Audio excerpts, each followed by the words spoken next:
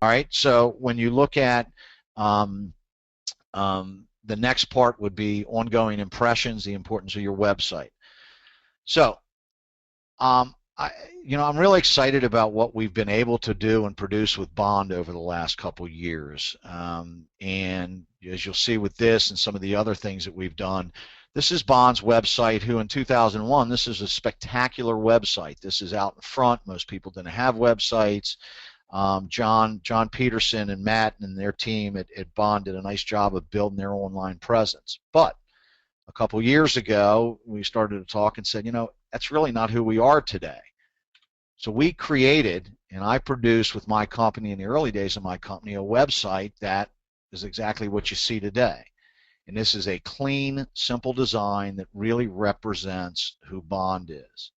If you look in the middle section here, this is the modern use of a slider that clicks when you click through the site live, and you should go to Bond's site and take a look at it at some time. These are areas here that are important, and this site has evolved, and you'll see later that we've created a section, and I think it's on the next slide.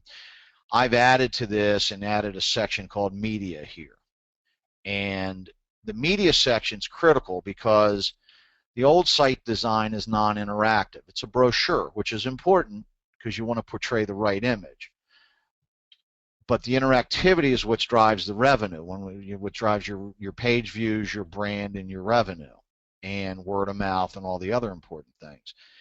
When we talked about the 2 million minutes for one of my clients earlier, and the 790,000 minutes for another client, that's because of these types of sections.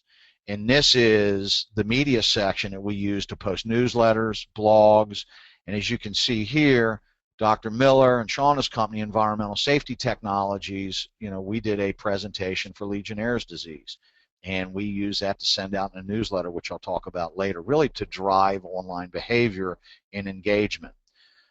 We build email, sign-up forms on the sites, so it makes it easy for people to sign up to get your information at a later date. This is a sample of a mock-up. I just played around a little bit, and I talked to Cindy at Guardian about this. I mean, part of the problems is sometimes websites can cost a ton of money to make, and I'm looking for multiple types of solutions to offer to you guys as an industry that may be able to keep costs down. I'm not here to talk about that today. We can talk about that later. But this is a sample mock-up of a website that I put together with AWT logo up top, but that could easily be any water treater's logo.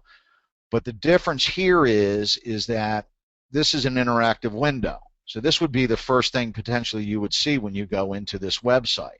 And they could simply click here, download information, and get information from the new face of Legionnaire's disease that was put on by Environmental Safety Technologies. And then all these other areas are the primary revenue sources, for the most part, for your industry: boiler water services and cooling water services. Here's another look at a site outside of your industry. This site was absolutely the wrong impression. This is a very successful company that had been doing well over $20 million. They had been around 50 years.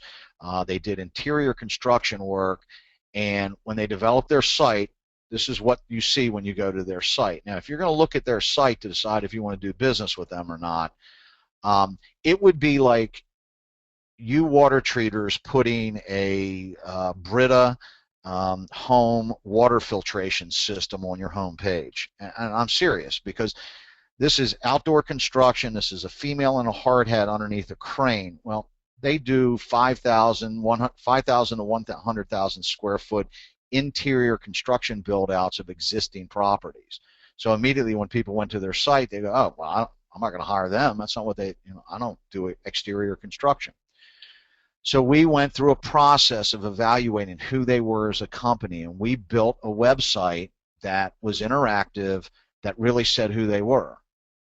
As far as I was concerned, all they needed to say to anybody they were doing business with was, the first thing is, we've been around over 50 years. And we designed and developed a logo for them for 50 years. It says since 1960. We created a simple slogan that sits on the front that says working together for over 50 years, which kind of depicts teamwork and working together. This is customer focused. If you're an owner of a building, you would click on that section. If you're a broker or an architect, you'd click on these sections, and these are their revenue streams. And then we created a video for their company that is on the home page, easy to access, and it's just a whole different look in who they are. And the site has been tremendously successful for them. Again, it takes time and effort to create your online presence. You know, everybody laughs with me all the time. John Peterson always says, "Are you rebuilding your site again?" You know, I'm a small business. I'm continuing to transform who I am as a company, just like you guys are. And this is my new site. Every year, at the end of the year, I redo my site and I launch something new. You know, I make myself as current as I possibly can and keep my information up to date. But it takes work and effort. All right, so that's a lot. I just finished a long ramble. Does anybody have any questions about websites and anything I just went through?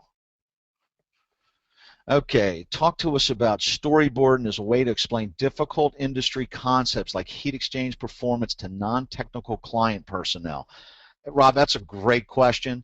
You know, the one thing that I do not go through in this presentation, and I'm collecting my thoughts as we go through it. I picked up a new client about a month ago that I'm building out their infrastructure for their website right now, and the foundation for their website is going to be as simple as this.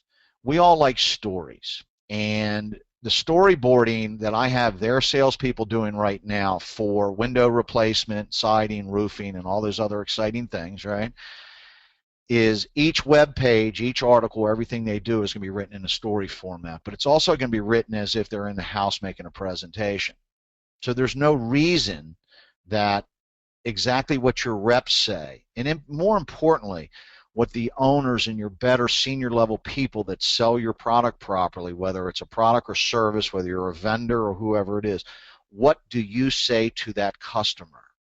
And voice record that and then put that in writing. Because what I'm telling all my clients today is impressions are being made before the salespeople gets in the house. So now you have an opportunity to write a storyboard about your company and what you represent, and put it online based on a story format, just like you were talking one-to-one.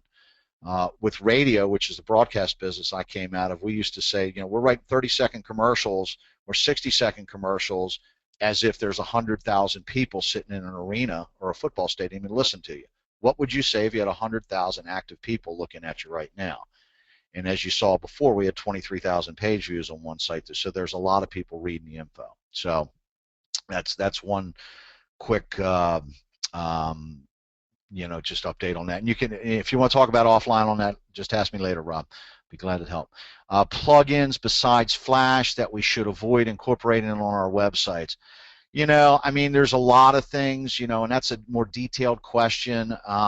You know, what happens is Flash is not, you know, Flash is old school, you know, the old fancy. What Flash is when you go into a website and some cool looking, you know, animated graphic pops up. Google frowns on that.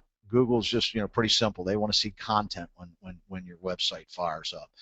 So there's some different ways to use plugins, and some different things you should stay away from, and you should never use too many plugins at the same time that might conflict with each other. But Adam, you know, if you want to have a conversation offline on that, I'd be more than happy to, and you know, I can have one of my developers talk with you about that.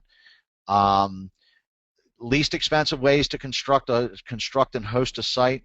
You know, there's a lot of different types of sites to build. You know, open source platforms.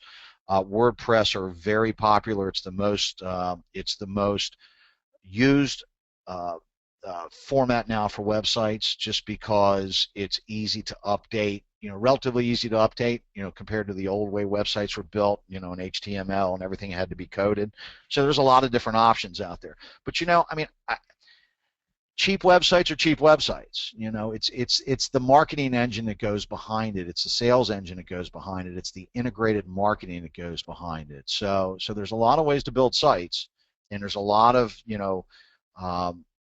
options out there. But you know, you got to build it integrated. So Do you recommend purchase by click search words on Google?